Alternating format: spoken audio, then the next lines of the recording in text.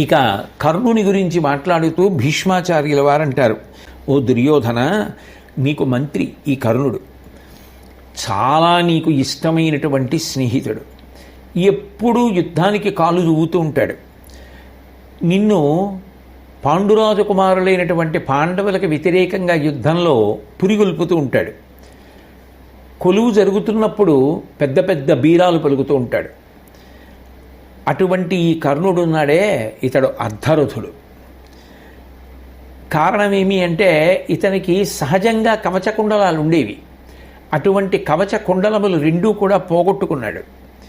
పైగా బుద్ధి సక్రమంగా పనిచేయడం అనేటటువంటి లక్షణం లేనివాడు. అన్నిటికన్నా తేజస్సుని కోల్పోయినటువంటి వాడు. సహజ కవచ కుండలములతో పుట్టినవాడు ఎప్పుడైతే వాటిని పోగొట్టుకున్నాడో అప్పుడే అతని యొక్క తేజస్సు క్షయమైపోయింది.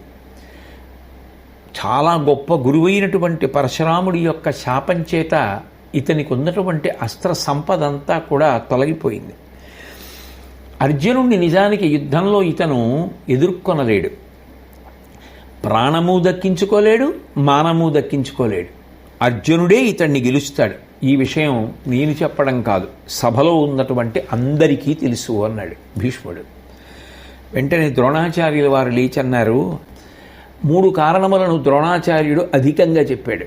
చెప్పి భీష్ముడు చెప్పింది యథార్థం, కర్ణుడు అర్ధరథుడే అంటూ, కర్ణుని చందము మున్ను కడగు. కర్ణుని యొక్క యుద్ధంలో ఉన్నటువంటి లోపం ఏమిటంటే అందరికన్నా ముందు వెళ్ళిపోతాడు. అంత ఉత్సాహంతో వెళ్ళిపోతాడు. వెళ్ళిపోయినవాడు యుద్ధాన్ని అంత సమర్థతతోటి చేయడు. చెయ్యకుండా రోయడు పారన్, యుద్ధరంగం నుంచి పారిపోవడానికి వెనుదీయడు. వెళ్ళడం మాత్రం అందరికన్నా ముందు వెళ్తాడు, తర్వాత పారిపోతాడు. వినుమేమరియుండుంగావున, ఎప్పుడూ కూడా ఏదో పరాకుగా ఉంటాడు. యుద్ధం చేసేటప్పుడు దాని మీదే దృష్టి పెట్టి ఉండేటటువంటి లక్షణం ఉన్నవాడు కాడు, పరాకుగా ఉంటాడు. కాబట్టి ఇతడు అర్ధరథుడే తప్ప అంతకన్నా అధికుడు అని చెప్పి నిర్ణయించడం సాధ్యం కాదు అని ద్రోణాచార్యుల వారు అన్నారు. అనగానే కర్ణుడు సభలో లేచి నిలబడి భీష్మాచార్యుల వారిని ఉద్దేశించి, నా మీద ద్వేషంతో ఈ విధమైనటువంటి కఠినమైనటువంటి మాటలు పలకడం మీకు తగినది కాదు. నేను అర్ధరథుడను అని చెప్పావు భీష్మ. నేను అర్ధరథుడను అని చెప్పడానికి నా యందు ఏ లోపములు ఉన్నాయని నువ్వు నిర్ణయించి చెప్పావు. నిజానికి భీష్ముడు చెప్పాడు కదా, సహజ కవచకుండలములు లేవు, పరశురాముడి యొక్క శాపమున్నది, బుద్ధి లేనివాడు, ఆ పైన తేజస్సును కోల్పోయినవాడు. ద్రోణుడు చెప్పాడు, యుద్ధంలో ముందు వెళ్ళిపోతాడు, పారిపోతాడు, పరాకుగా ఉండడు, ఈ కారణాల చేత అర్ధరథుడు అని చెప్పాడు.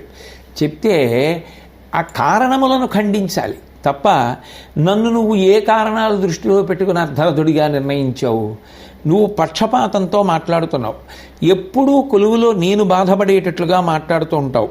కానీ దుర్యోధనుణ్ణి చూచి దిగమింగుకుని వెళ్ళిపోతున్నాను తప్ప అసలు భీష్మ నువ్వు నా దృష్టిలో అర్ధరథుడి అన్నాడు. ఇంకంతకన్నా హాస్యాస్పదమైన విషయం లోకంలో ఏముంటుంది?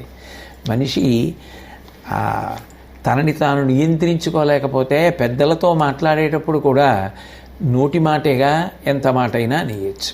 కాబట్టి భీష్ముణ్ణి పట్టుకుని నువ్వు కూడా నా దృష్టిలో అర్ధరథుడు అన్నాడు అని సభవంక అంతటా కలయ చూచి, ఇటువంటి వాడు హితాన్ని చేకూరుస్తాడా ఈ భీష్ముడు? ఎందుకని అంటే యుద్ధానికి బయలుదేరే ముందు రాజులలో తారతమ్యం చెప్తున్నాడు. వీడు ఎక్కువ బలం ఉన్నవాడు, వీడు తక్కువ బలం ఉన్నవాడు, వీడు ఇంతే బలం ఉన్నవాడు, వీడు యుద్ధంలో ఇంతవరకే పనికొస్తాడు అని మాట్లాడుతున్నాడు. ఇలా ఎక్కువ తక్కువలు నిర్ణయం చేస్తే వాళ్ళల్లో వాళ్ళకి వైషమ్యాలు కలుగుతాయి, రెండు సిగ్గుపడతారు. ఈ కారణం చేత ఆ రాజులు నిజంగా దుర్యోధనుడి పట్ల ప్రేమతో, పూర్తి విశ్వాసంతో, ఆయన గెలవాలన్న ఉద్దేశ్యంతో యుద్ధం చెయ్యరు. ఇట్లాంటి వాడు తండ్రికి కుమారుడికి ఏ విధంగా హితం చేకూరుస్తాడు? యుద్ధానికి వెళ్లే ముందు అసలు రాజుల యొక్క బలం గురించి ఇతను మాట్లాడవలసిన అవసరం ఏముందంటాడు. ఆయన మాట్లాడాడే?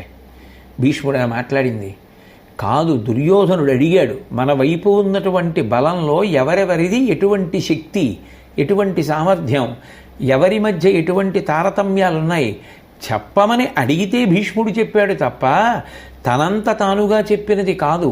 పైగా ఆ హెచ్చరిక లేకపోతే ఎవరికి వారే గొప్పవారం అనుకుని వెళ్ళిపోతే ప్రమాదం వస్తుంది.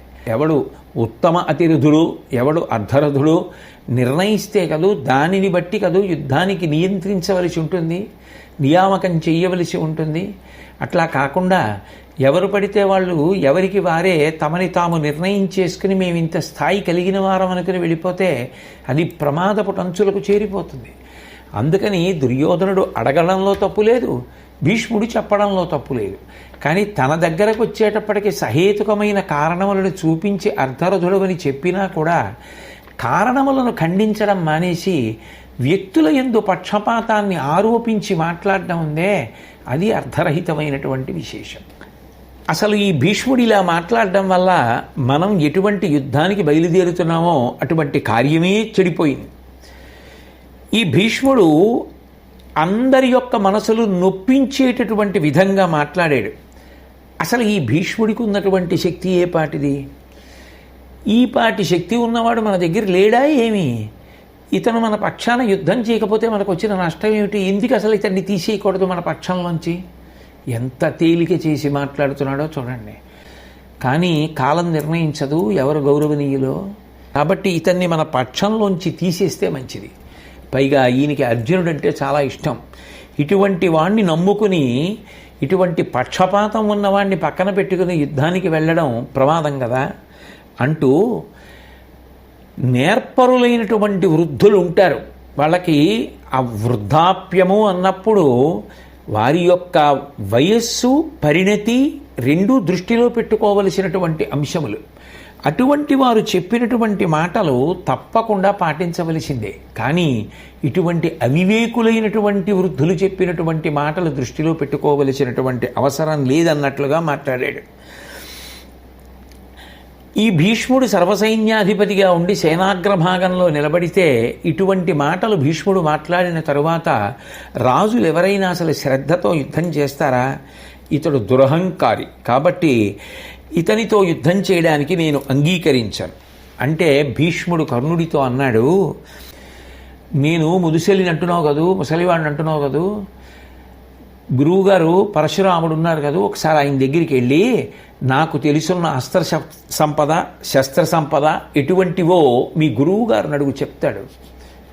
పరశురాముడి శిష్యుడేగా భీష్ముడు కూడా. అంతటి గురువు, అన్ని నేర్పినటువంటి వాడు భీష్ముడి చేతిలో ఓడిపోయాడు. కాబట్టి వెళ్ళి గురువుగారిని అడుగు, యుద్ధభూమిలో అనేక పర్యాయములు నేను యుద్ధం చేసినప్పుడు నాకు ఎదురు నిలిచిన వాళ్ళు ఎలా దిక్కులు పట్టి పారిపోయారో వాళ్ళని వెళ్ళి అడుగు, నీకు తెలుస్తుంది.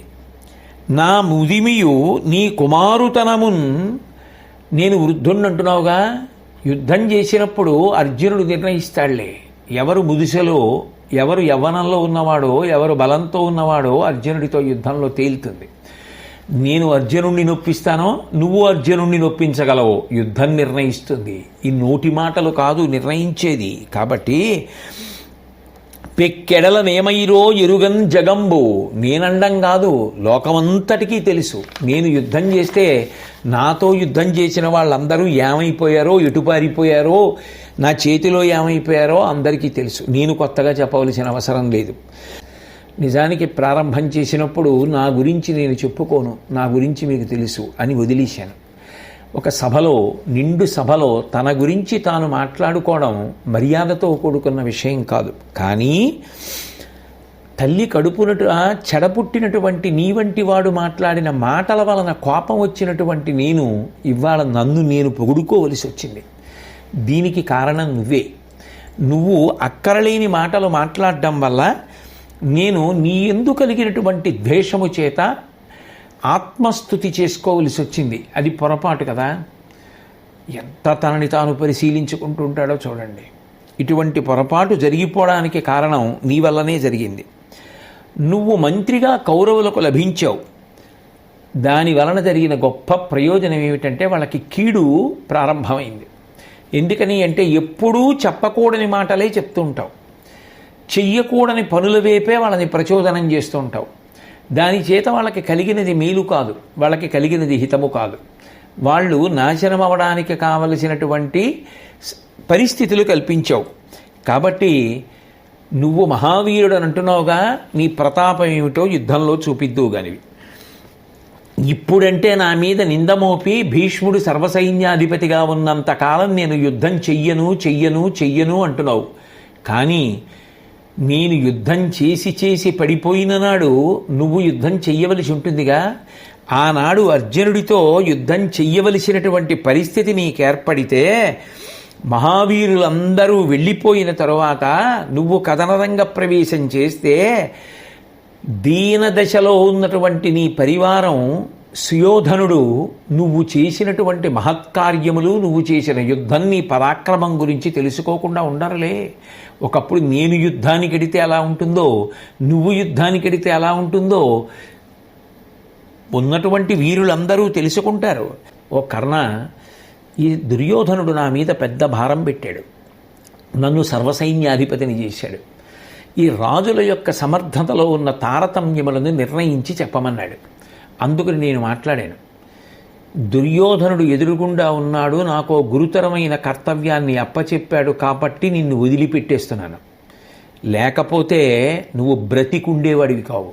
ఈ నోరు మూసుకుని కూర్చో ఇప్పటికైనా అని భీష్ముడు వందలించాడు కర్ణుణ్ణి.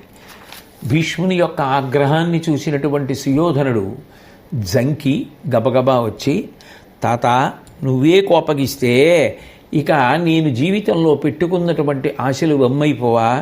కాబట్టి అసలు ఈ రాధేయుడు నువ్వు అందరూ కలిసి యుద్ధం చేస్తే కదా విజయం లభిస్తుందని నేను ఆశపడింది. కాబట్టి మీరిద్దరూ ఒక్కటై యుద్ధభారం వహించి యుద్ధంలో అద్భుతమైనటువంటి పరాక్రమాన్ని ప్రదర్శిస్తే మనకి విజయం కలుగుతుందని ఆశపడుతున్నవాణ్ణి ఇలా మన పక్షంలో వాళ్లే ప్రారంభంలో తగువులాడుకోవడం నాకు మనస్తాపాన్ని కల్పించదా అన్న కారణం చేత భీష్ముడు దుర్యోధనుణ్ణి చూసి, పాండుకుమారుల పక్షంలో అనితర సాధ్యమైనటువంటి పరాక్రమం ఉన్నటువంటి వారు ఉన్నారు. నేను వారితో యుద్ధానికి వెడుతున్నాం కాబట్టి, నువ్వు అడిగావు కాబట్టి, తారతమ్యములు చెప్పమన్నావు కాబట్టి నేను చెప్పాను, అంతవరకే అన్నాడు. దానికి ఉలుకుపాటు కర్ణుడు పొందవలసిన అవసరమే ఉంది అన్నది తాత్పర్యం.